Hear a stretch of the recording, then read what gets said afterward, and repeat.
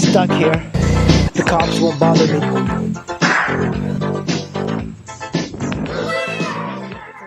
Here in DC, we had our first snowfall. You can see there's just a little bit of snow. It's not too bad.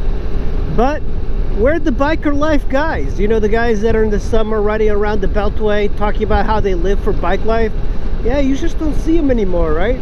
You know why? Because they're a bunch of bitches. That's right, I said that. They're bitches. Maybe they got the right idea. Who wants to freeze, right? Anyway, I wanted to get out and just ride a little bit. And I wanted to talk to you guys about a couple of things that stupid motorcycle riders do. And I've been riding for quite some time, and I've put over 400,000 miles on bikes. So in that time, I've seen some really stupid things, and honestly, I'm pretty guilty of being stupid. Look at this guy on a bicycle.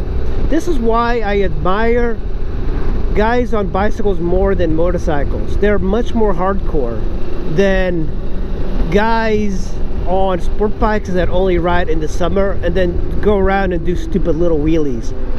Guys, if all you do is wheelies, it is so old, man. Nobody gives a shit anymore. Everybody can do them. God damn, there was a point I was doing wheelies. It's stupid. I'm sorry, it's stupid. The stupid little tricks where you put your legs out.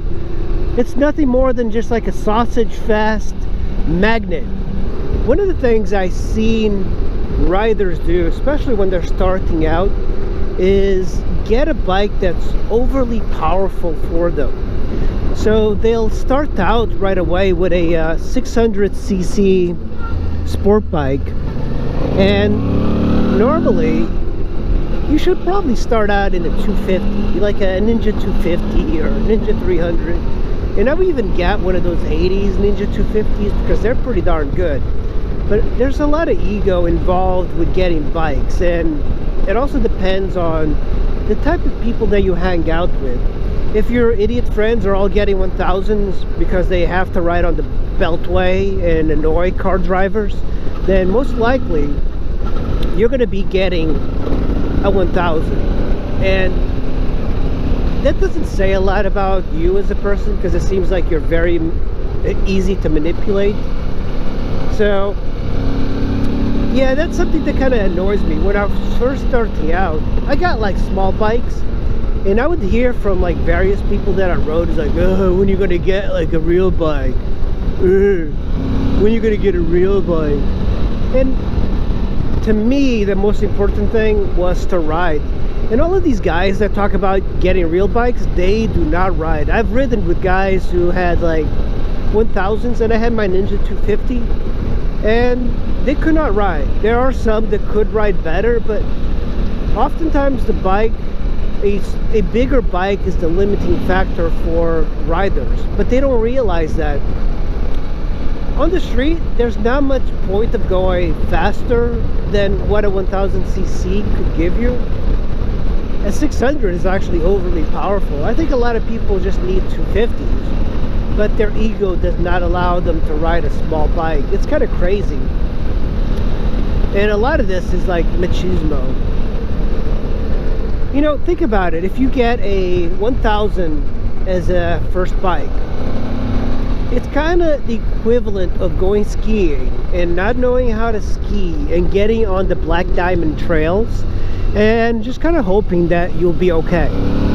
Motorcycling is a great equalizer. No matter how strong you are, no matter how rich you are, you're gonna get hurt just the same. And a lot of times people get seriously hurt because they get a bike that's just way too powerful for them.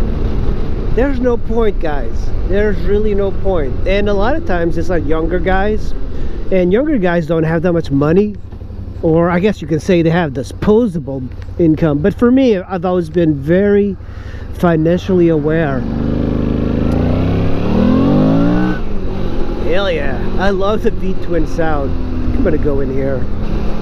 Another thing that stupid riders will do is their whole life they never get out on the country roads and ride. They don't get out of the city.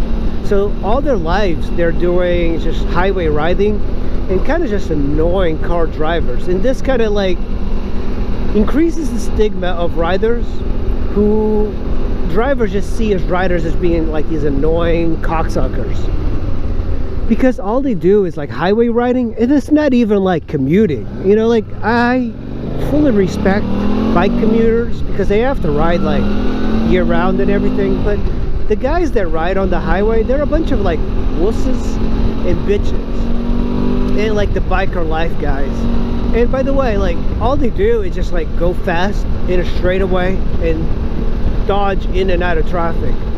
These guys aren't very good. I've seen them ride on back roads, and as soon as there's like a bend in the road, I rode with a group and I met them up like at IKEA, and it was a big group ride, and we got on the highway to get to the back roads. And it's always this, it's like they never really know the roads because they don't really ride any back roads, so they don't know anything.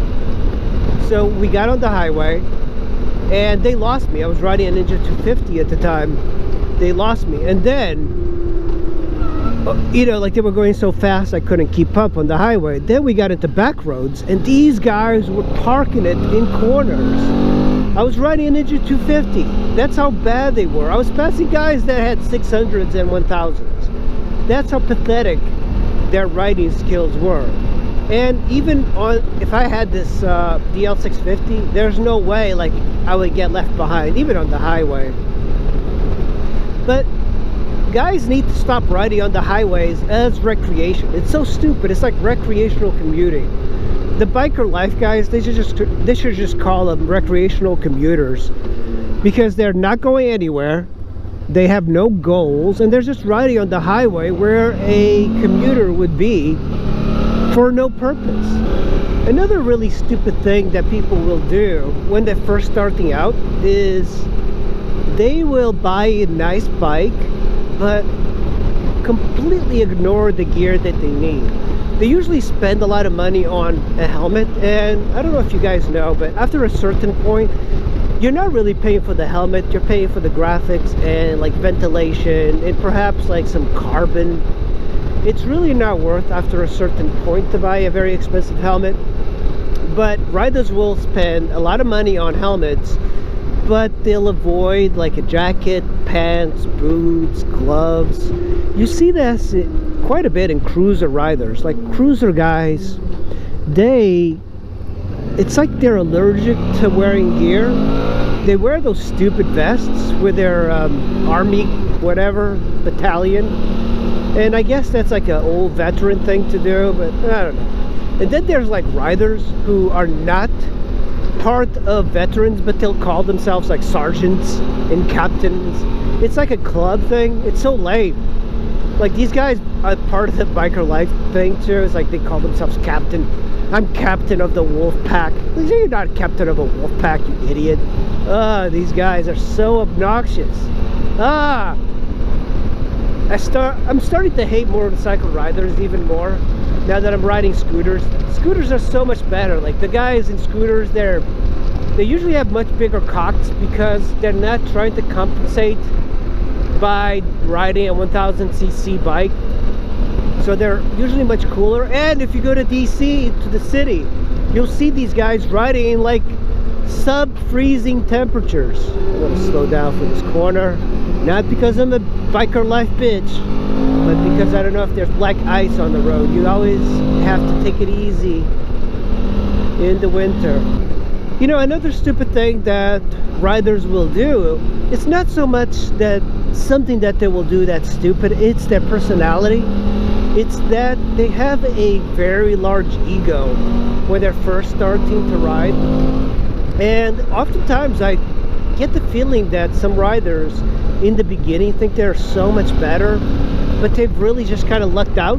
Because being a great rider is not so much about, you know, you going on a dozen rides, riding fast and getting away unscathed. It's kind of like think of it as a career.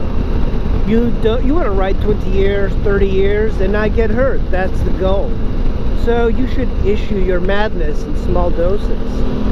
But I meet a lot of riders who you know, they start out riding, and there are these guys. I'll give you one example. They're usually like gym rats who have these great physiques and they're really strong. And then, of course, their ego does not allow them to get like a Ninja 250. So they'll get like a GSXR 1000 and they'll just ride that, and their ego will make themselves join groups, and the groups will be these highway bandits. And I'll give you an example. I knew a guy that joined the group, and he was kind of like a super buff guy. All the ladies liked him, and you know, he was fun to talk to because in a way I was kind of like laughing at him. He was kind of like an egomaniac, way too confident. If you're way too confident and you're a good-looking guy, that can translate to bad things happening on a motorcycle. You should never be confident. I think you have to be a little bit paranoid, and I'm super paranoid because I'm afraid of getting hurt. To me, breaking a leg, breaking an arm, dying, that's not on the menu. I do not want that, and I'm okay going, hey, I don't want to ride at this pace. But the example I'm giving you of this guy that's a really buff guy, attractive guy, he went on a ride and he was way too confident with his skills because he came from a world of lifting weights where the consequences aren't like fatal. I guess you can get like a barbell dropped on your neck, but you know, most of the time people can handle weightlifting. And he was way too confident, went on a ride one time, and he was kind of like what I would call playing Frogger. You know, a lot of the biker life guys have this problem that they like to play Frogger. So they'll get on the highway and basically they just dodge traffic and like just go really fast, and they almost like they're pretending that they're racing. They're always like a full tuck for no reason. So this guy was riding and he was doing that, playing Frogger, and something happened and he hit like a trash truck or some sort of like semi, and he died. And no amount of muscle is going to help you from being crushed. It's pretty sad, but in a way, motorcycling is a great equalizer. Another really stupid thing that motorcycle riders will do is night riding. It sounds better than it is, and I met quite a few people that exclusively rode at night, and it's so stupid. So stupid, because your visibility is dramatically cut. And I like seeing the road because oftentimes I'm riding or driving and then there's like a 2x4 on the road.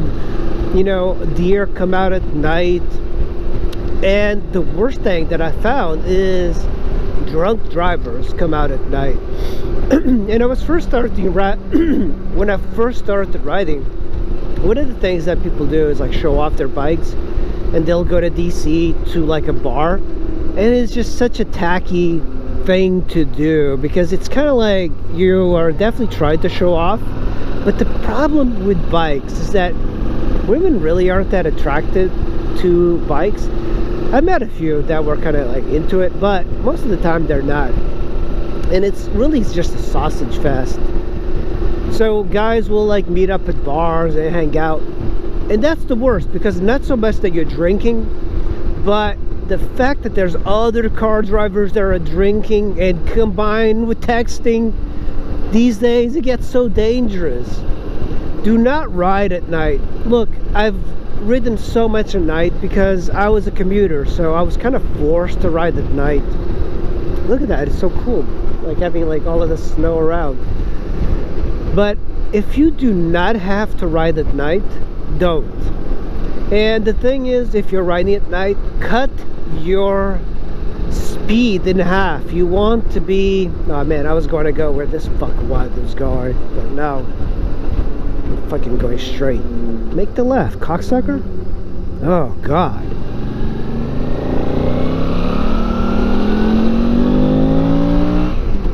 Yeah, you want to dramatically cut your speed in half. You do not want to go fast at night, because there's like so many obstacles. And you know, a lot of people that I met were all into riding really fast at night, because like there was like no cops around, there was no cars around. But to me, it's not so much about that. It's like the visibility.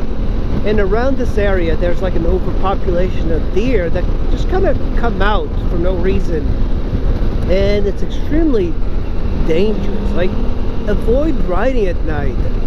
I'll give you an example of a guy recently that died, and he was riding, I think it was like at 2 in the morning, and he got sideswiped by a girl and died.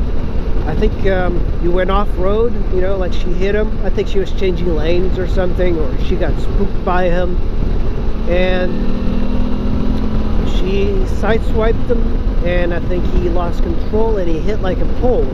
And if you hit a stationary object, you're done.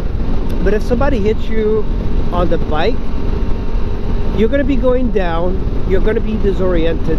If they don't stop, that's too bad. And most likely you're not going to have a GoPro on your bike. So be careful.